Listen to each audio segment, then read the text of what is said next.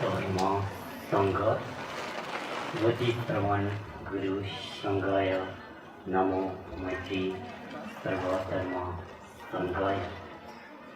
Следуя учителю великого пути Майтри, пути учителя и пути Бога, погрузившись в забытые чувства, делая всех друзей санги, любящих дхарму, и последователей, что приходят и уходят, исполненными любви, и вместе, помня этот момент присутствующего учителя, пусть всемучимые души на пути Дхармы Майтри обретут освобождающую реализацию. Дхарма — это единственный элемент, что может поддерживать платформу, построенную, чтобы быть напрямую с Параматмой. И пусть страдающие, блуждающие души без чувства или направления будут свободны от неволи как можно скорее, внемля исполняющему звуку Махамайтри, великой любящей доброты. Так же, как ценность воды соответствует степени жажды, ценность дхармы определяется добротой, состраданием, ненасилием, доверием, убежденностью, преданностью, верой и непоколебимой человеческой жизнью относительно пути. Войти в дхарму значит быть погруженным в путь спасения и освобождения из цикла перерождений.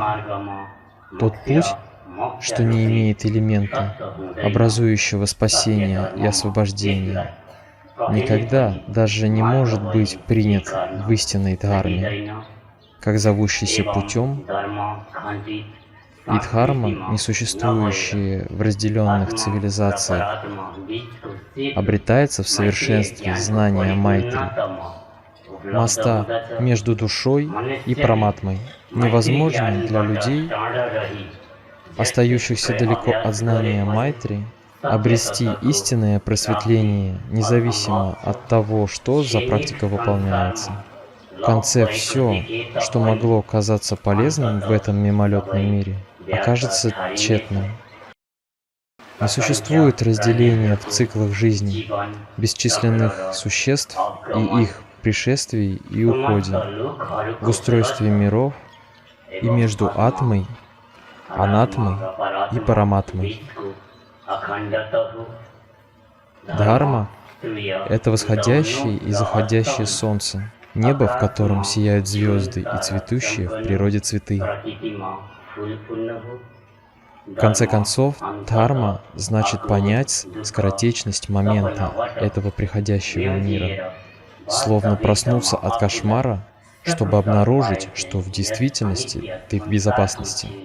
Вместо того, чтобы задаваться такими вопросами, как, например, какими свойствами обладает созерцательный и умный человек, искусный в дхарме, и какова роль религии в дхарме, почему бы человеку не задаться вопросом о том, что он дал себе через страсть и привязанности к мирским вещам? Обладает или нет тот путь, которому следует человек, сущностью, образующей спасение и освобождение? Это чрезвычайно личный внутренний поиск человека. Учитель исполняет дхарму. Он дает путь миру, но путешествие по пути человек должен совершать сам. Является ли человек просветленным или нет,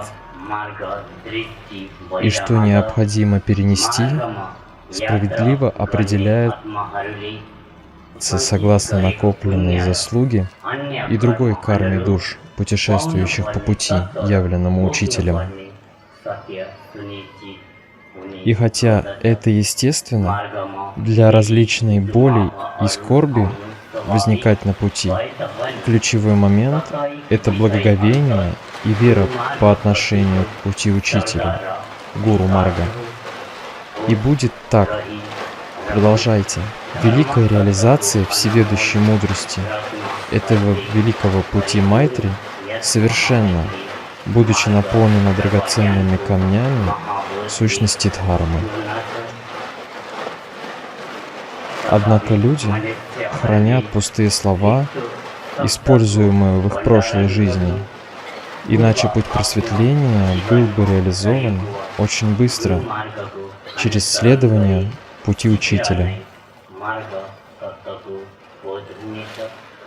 Стоять на земле, покоясь в небе, оставаясь в человеческой форме, вместе с реализацией сущности Майтри, чистого явления собственной формы, параматмы, осознавая, включая в самого себя все тайны Вселенной, значит быть свободным от бесчисленных океанов иллюзий, ума, испарившихся подобно воде в открытое небо.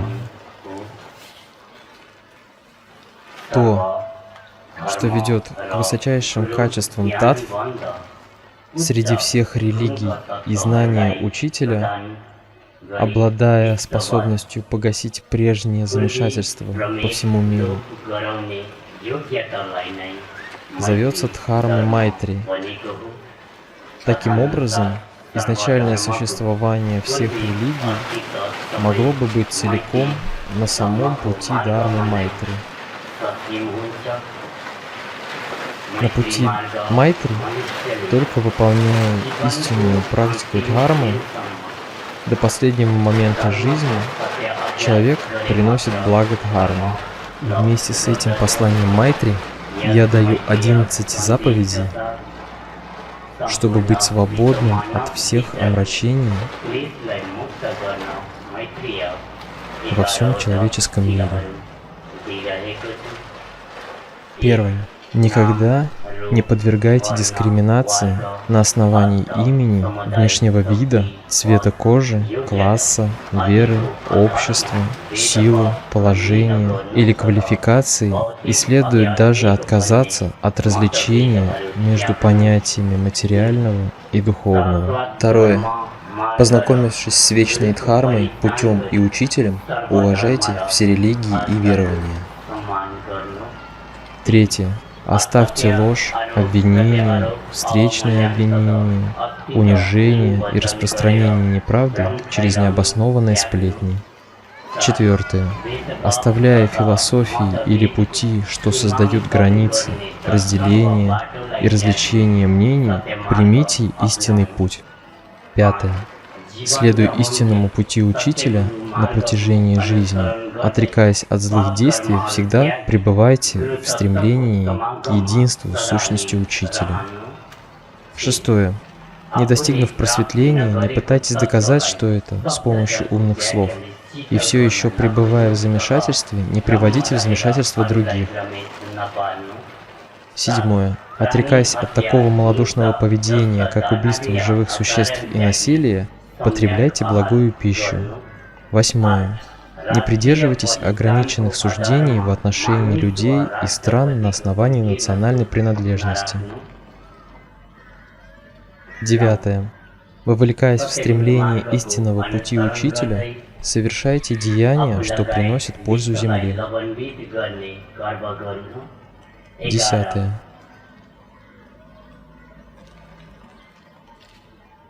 Когда человек осознает истину, путь учителя обретает форму. Поэтому достигните просветления ради блага всех живых существ. 11. Пребывая в самом высоком и глубоком состоянии ума, будьте свободны от всех уз, усвоив внутри себя множество заповедей. Вместе с этими 11 заповедями, усвоенными всеми сангами, освободите всех живых существ, включая себя, и пусть все реализуют эту мудрость истинного пути.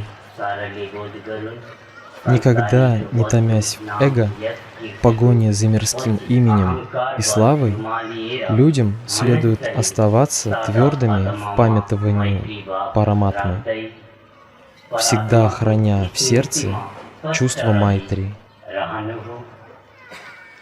Путь учителя сошел чтобы вновь установить истинную дхарму на земле после интервала веков. Так же, как этот золотой момент был постигнут существами и миром природы, пусть и люди будут без загрязнения и примут благую пользу из этого великого пути Майтри как можно скорее. Пусть все существа будут исполнены любви. Да будет так.